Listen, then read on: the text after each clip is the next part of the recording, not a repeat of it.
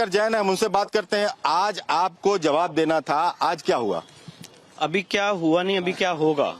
अभी देखिए, बात ऐसी है कि माननीय सुप्रीम कोर्ट में मामला ट्यूसडे को हियरिंग पे लगा, तो माननीय सुप्रीम कोर्ट ने आज थर्सडे को ये मैटर लगाया हियरिंग पे। तो अभी हरिशंकर जैन साहब हॉस्पिटल से कल ही डिस्चार्ज हुए हैं और वो रिकवर कर रहे हैं और हमें प्रिपरेशंस के लिए भी कुछ समय चाहिए।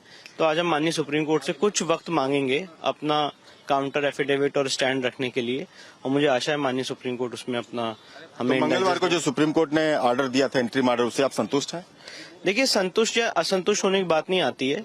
जो भी हमें बात कहनी है सुप्रीम कोर्ट में इस हियरिंग को लेके कि कैसे जो ऑर्डर है, जो इंफ्रैक्चर्स हो चुका है, उसको सुप्रीम कोर्ट में चुनौती दी गई है, हर एक बात हम सुप्रीम कोर्ट में काउंटर एफिडेविट के माध्यम से रखेंगे। अभी मैं कोई अपना स्टैंड, मैं इससे खुश हूं कि नाखुश हूं, स्टैंड डिस्क्लोज नहीं करना चाहता हूं। जब हम अपना काउंटर एफिडेविट फाइल कर देंगे तो वो चीज लोगों के सामने। वो उनका पक्ष का कहना है कि 1991 का जो वर्शिप एक्ट है उसको वायलेट करता है लोअर कोर्ट का ऑर्डर, उसको सुनवाई नहीं करनी चाहिए थी। देखिए, ऐसी बात नहीं है। मैंने पहले भी बताया है कि प्लेसेस ऑफ वर्शिप एक्ट 1991 को ट्रायल कोर्ट ने स्पेसिफिकली डील किया है। 5-4 के ऑर्डर से ट्रायल कोर्ट ने ये बात रखी थी, तो इसको हम बाद में देखेंगे और पहले एक सर्वे करा लिया जाए कि वहाँ का रिलीजियस कैरेक्टर, धार्मिक स्वरूप क्या है और संपत्ति का ये पता चल जाए। उस लिहाज से ये ऑर्डर किया गया था। उसको उन्होंने चुनौती दी थी 21/4 में और 21/4 को हाईकोर्ट ने रिजेक्ट कर दिया था। उसके बाद उस ऑर्डर को कंप्लाई करते हुए मुस्लिम पक्ष ने सर्वे में पार्टिसिपेट किया था। तो सवाल ये है, जब आपने सर्वे में पार्टिसिपेट कर लिया तो आप उस ऑर्डर को कैसे चुनौती दे सके हैं जिसको आप ऑलरेडी सकम कर चुके हैं। तो ये सारी बातें, बहुत सारी बातें, हम अपनी बातें काउंटर एफिडेविट के माध्यम से कोर्ट के सामने रखेंगे और मुझे लगता है माननीय सुप्रीम कोर्ट हमारी बात को जो भी है। एक आखिरी सवाल कि जो लोअर कोर्ट सुनवाई कर रही है, बनारस की कोर्ट, अभी तक का जो आदेश है उस पर वो आदेश अपना दे सकती है, सुनवाई कर सकती है? देखिए, अभी तक तो बनारस की सिविल कोर्ट को प्रोसीड करने से कोई स्टे नहीं है और बनारस की सिविल कोर्ट चल रही, पर मैं ऐसा मानता हूं कि जब मैटर सुप्रीम कोर्ट में है, तो ट्रायल कोर्ट में अभी हम भी प्रेस नहीं करेंगे। परिसर के बाहरी क्षेत्रों का उन्होंने रिपोर्ट बनाया है, क्योंकि ज्ञानवापी परिसर के अंदर जो है वहाँ लोकल प्रशासन ने उस समय अनुमति उनको नहीं दिया था अंदर जाने के लिए, इसलिए बाहरी क्षेत्र का जो उन्होंने रिपोर्ट बनाया है उसको उन्होंने माननीय न्यायालय के समक्ष प्रस्तुत किया है। सर, आज रिपोर्ट कितने बजे सबमिट करेंगे और उसके आगे का प्रोसेस क्या होता है कोर्ट का रिपोर्ट सबमिट करने के बाद? हम लोग को पूरी उम्मीद है कि 12 से 2 के बीच में रिपोर्ट हम प्रस्तुत कर देंगे माननीय न्यायालय के समक्ष। रिपोर्ट लीक भी हो गई है, उसके बारे में क्या कहना चाहेंगे, जो उन्होंने दिया है अदालत में? अब लीक हो गई है, अब इसके बारे में हम नहीं बता सकते हैं। अब वो उस पर माननीय न्यायालय जो भी चाहेगी संज्ञान लेगी उस पर। सर, जब आप एक बार रिपोर्ट सबमिट कर देंगे उसके बाद क्या प्रोसेस क्या होगा? कोर्ट का हियरिंग होगी, क्या होगा? रिपोर्ट सबमिट करने के बाद उसका अवलोकन माननीय न्यायालय करेगी और फिर उस पर वो अपना संज्ञान लेगी। क्या करती है ये माननीय न्यायालय के ऊपर है। सर, आज ही कोई तारीख मिल सकती है अगली सुनवाई के लिए या बहस के लिए, कुछ ऐसा है? जी, ये वक्त बहुत कम था, रात भर जग के रिपोर्ट तैयार हुई है। हाँ, ये तो सही बात है कि हम लोग एक दिन पूरी रात बैठ करके रिपोर्ट तैयार किए हैं और समय कम मिला है, और इसलिए कि करीब जहाँ तक मुझे अंदाज है 1500 से ऊपर वीडियोग्राफी, फोटोग्राफी हुई है। उन सबको भी सबमिट करना है, मुझे क्लिप सबमिट करना है, प्लस जो रिपोर्ट हम लोगों ने बनाया है इतने दिनों में उसको सबमिट करना है। तो इसलिए समय काफ़ी लगा, हम लोग को समय कम मिल पाया। लगभग कितने पन्नों की रिपोर्ट होगी? मेन रिपोर्ट तो लगभग 10-12 पन्ने की है और उसके एनेक्सर में काफ़ी चीज़ें हैं।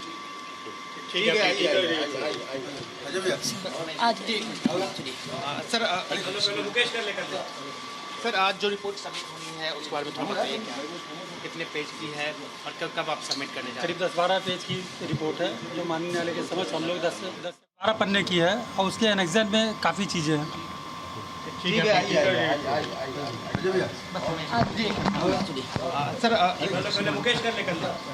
सर, आज जो रिपोर्ट सबमिट होनी है उसके बारे में थोड़ा बताइए, कितने पेज की है और कब आप सबमिट करने जा रहे हैं? करीब 10-12 पेज की रिपोर्ट है जो माननीय न्यायालय के समक्ष हम लोग 10 से 12 के बीच में सबमिट करेंगे। 10 से 12 के बीच में सबमिट करेंगे। जी। उसके आगे का प्रोसेस कोर्ट पे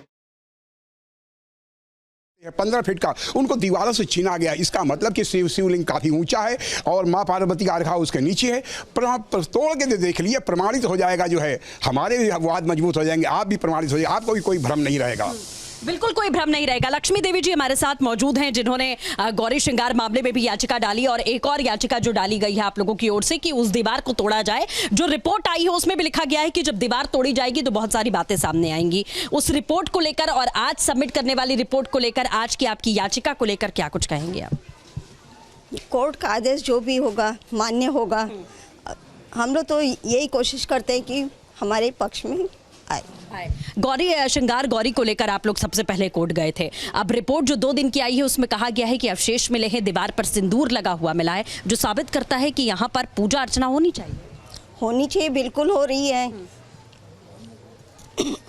चैत की नवरात्रि को, चतुर्थी को कुछ समय के लिए दर्शन पूजन होता था, जो हम लोग मात्र चौखट में पूजा करते थे।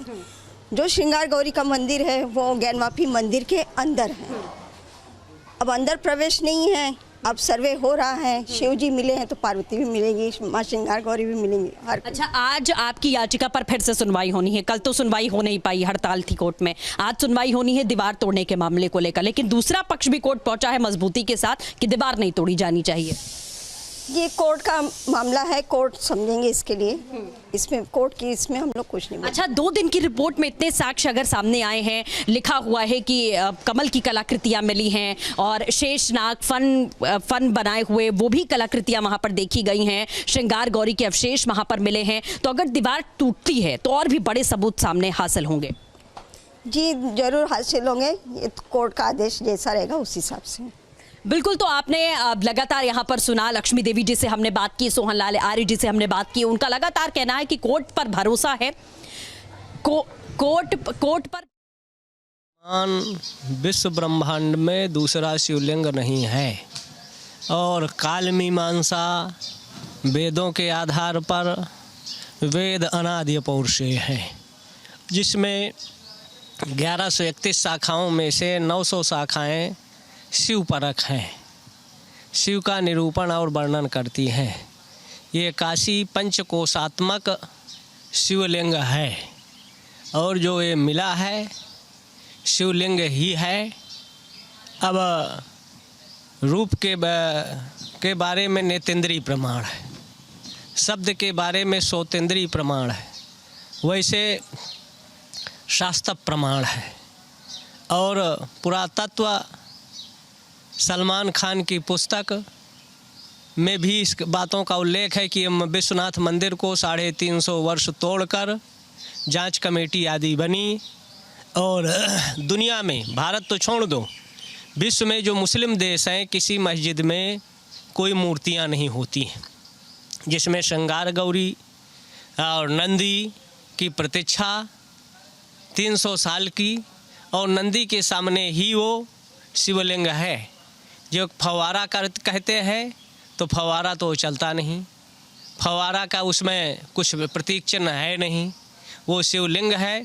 ऊपर ये चाहे सफ़ेद चूना या वैसे तो सीमेंट पहले था नहीं, तो चूना और सुर्खी, तो चूना से जो ऊपर से 5 प्रतीक चिन्ह टाइप बने हैं, 6 दिन होने किया और उसको ढका और फव्वारा ये अपने कहते हैं। कुरान या हदीस में कहीं भी ज्ञान वापी शब्द नहीं है।